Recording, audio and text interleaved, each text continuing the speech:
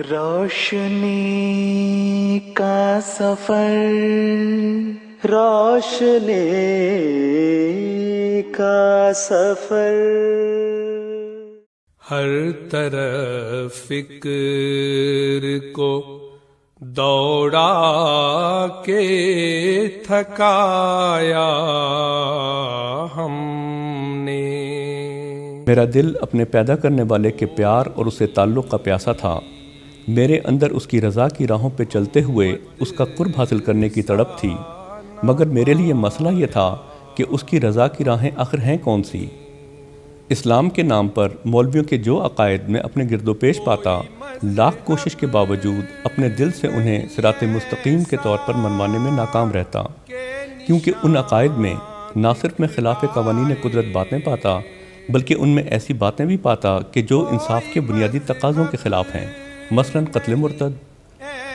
گویا ایک انسان کو تو اجازت ہو کہ وہ اپنے ضمیر کی آواز کے مطابق جو چاہے مسلک اختیار کرے، مگر وہی کام جب ایک دوسرا شخص کرے تو اسے قتل جیسی بھیانک سزا کا مستحق قرار دیا جائے۔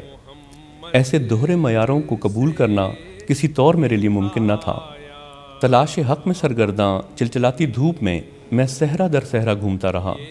کوئی مذہب اور کوئی مسلک جس کا مجھے علم تھا اسے نہ چھوڑا، مگر دل جس تسلی کا متلاشی تھا وہ نہ مل سکی۔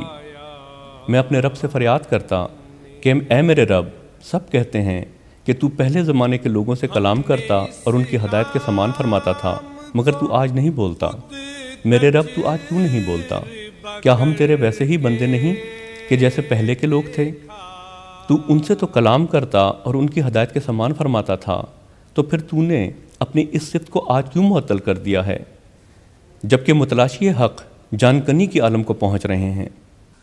اب کہیں بولتا نہیں، غیب جو کھولتا نہیں، ایسا اگر کوئی خدا تم نے بنا لیا تو کیا؟ اس سے پہلے کہ تلاش حق کے سفر کی طوالت اور سوزش مایوسی میں بدلتی اور میں تھک ہار کر بیٹھ جاتا، اتفاقاً میرا تعارف احمدیت یعنی حقیقی اسلام سے ہوا۔ بظاہر یہ اتفاق تھا، مگر مجھے یقین ہے کہ یہ اس رب عظیم کی میری حالت پر طرز کی نگاہ تھی کہ جو بے قرار دلوں کی دعاؤں کو سنتا ہے۔ فکر کو دوڑا کے تھکایا ہم نے۔ صرف احمدیت میں ہی میں نے اسلام کی وہ پرکشش تعلیم پائی کہ جو قوانین قدرت سے ہم آہنگ ہے، جو دے بنائی قصے اور کہانیوں سے پاک ہے، انسانی فطرت کے عین مطابق ہے۔ اسلام کی یہ تفہیم مجھے اپنے ہی دل کی آواز محسوس ہوئی۔ وہ اسلام کہ جو ہر قسم کے دوہرے معیاروں سے پاک ہے اور ہر شخص کو اجازت دیتا ہے کہ جو چاہے مسلک یا مذہب اختیار کرے، اور کہہ دے کہ حق وہی ہے جو تمہارے رب کی طرف سے ہو، بس جو چاہے وہ ایمان لے آئے اور جو چاہے سو انکار کر دے۔ صرف احمدیت نے ہی مجھے اسلام کے واحد خدا سے متعارف کروایا، وہ واحد خدا کہ جو نہ صرف اپنی ذات میں واحد ہے اور تقسیم نہیں کیا جا سکتا، بلکہ جو وقت میں بھی تقسیم نہیں کیا جا سکتا۔ وہ لوگ جو کہتے ہیں کہ خدا پہلے زمانوں کے لوگوں سے کلام کرتا اور ان کی ہدایت کے سامان فرماتا تھا، مگر آج نہیں بولتا، وہ لوگ عملاً اللہ تعالیٰ کو وقت میں تقسیم کر دیتے ہیں۔ گویا ایک پہلے کا خدا ہے کہ جو اپنے بندوں سے کلام کرتا اور ان کی ہدایت کے سامان فرماتا تھا، اور ایک آج کا خدا ہے کہ جو نہیں بولتا۔ احمدیت اس حقیقی واحد خدا کو پیش کرتی ہے کہ جو اپنی تمام صفات کے ساتھ جیسا ماضی میں موجود تھا آج بھی موجود ہے۔ احمدیت نے میرے دل کو ایک زندہ خدا سے زندہ تعلق کے ذریعے ایمان اور یقین کی اس تسکین سے بھرا کہ جس کی پیاس اسے صحرا در صحرا گھماتی رہی۔ لوگوں کہ یہی نور خدا پاؤ گے، لو تمہیں طور تسلی کا بتایا ہم۔ احمدیت کا سب سے بڑا احسان مجھ پر یہ ہے کہ اس نے مجھ جیسی ناچیز کو اللہ تعالیٰ سے زندہ تعلق کی بیش بہا نعمت سے نوازا۔ سنو کہ زندہ خدا وہ خدا نہیں جس میں ہمیشہ عادت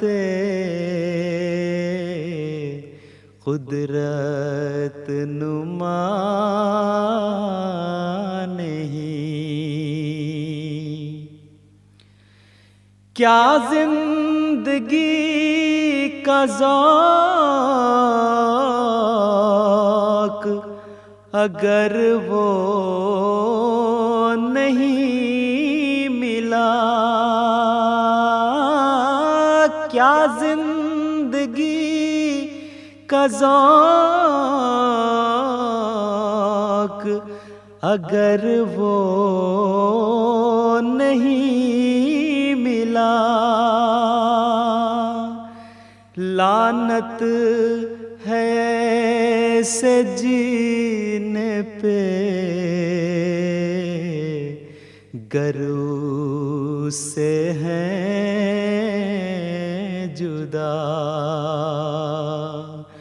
لعنت ہے ایسے جینے پہ گر اس سے ہیں جدا۔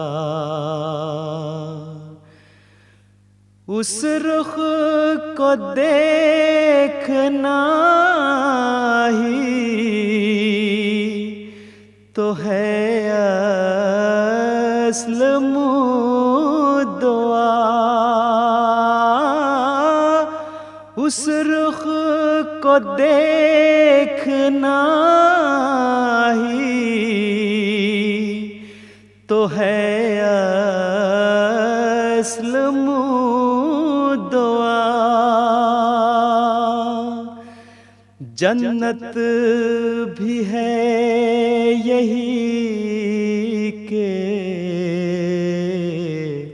ملے یار آشنا،